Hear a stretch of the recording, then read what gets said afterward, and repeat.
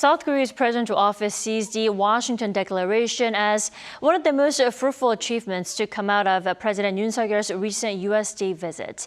But there are mixed views on the deal, particularly whether it can actually do enough to halt evolving threats here on the Korean Peninsula.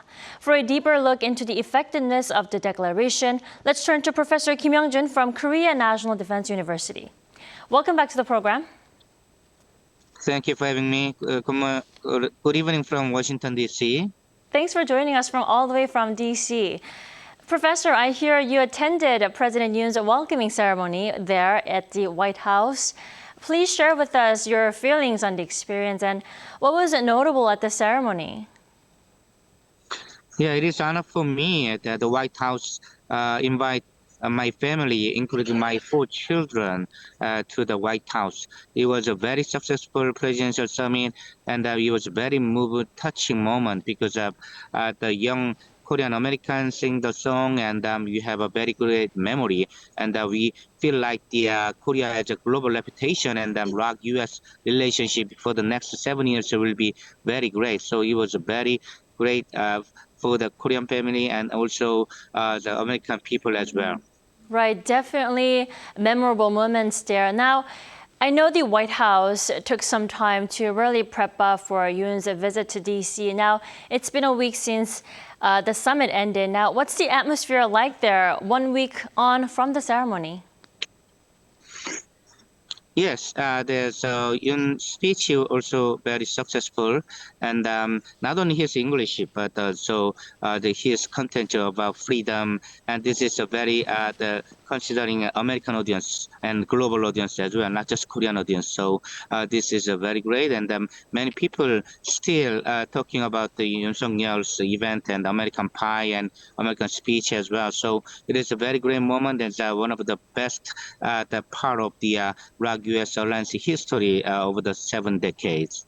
Right, and we can not talk about the Washington Declaration, one of the cores out of the summit.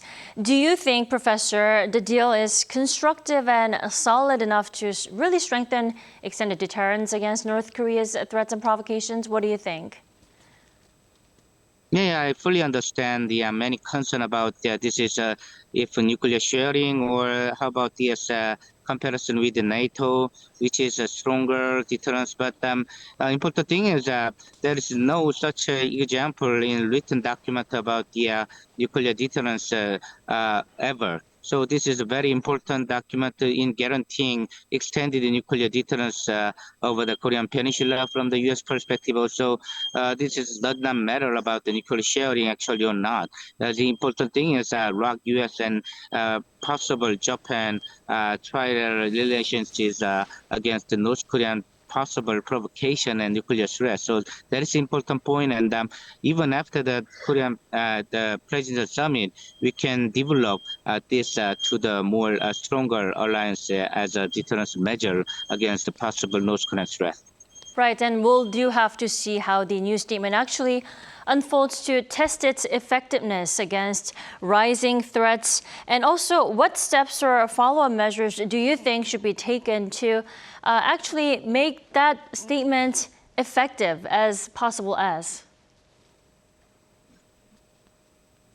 Yes, we have the many kinds of the measure from the this kind of a presidential summit alliances appointment. Also, at the same time, we can now have Kishida the visit in South Korea, and we can develop from us more stronger measure against the possible nuclear provocation from the North Korean point of view. So this is a very great moment, and even we have a not perfectly deterrence measure, but at the same time we can have a more discussion between the ROK, Japan, American. So this is a very great chance, and we can develop this kind of nuclear deterrence against the possible North Korean the threat.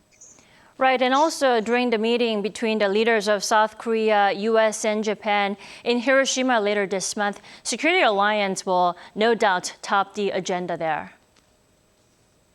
Yeah, sure. We can have a more discussion at the Hiroshima during the G7 summit.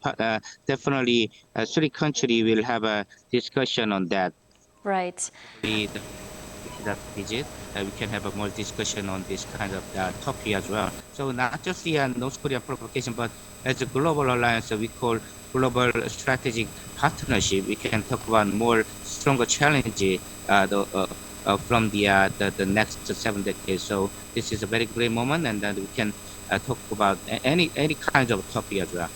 Right. We did had some technical problems when it came to listening, but thank you so much for your time and also your insights all the way from DC this morning. Have a good night.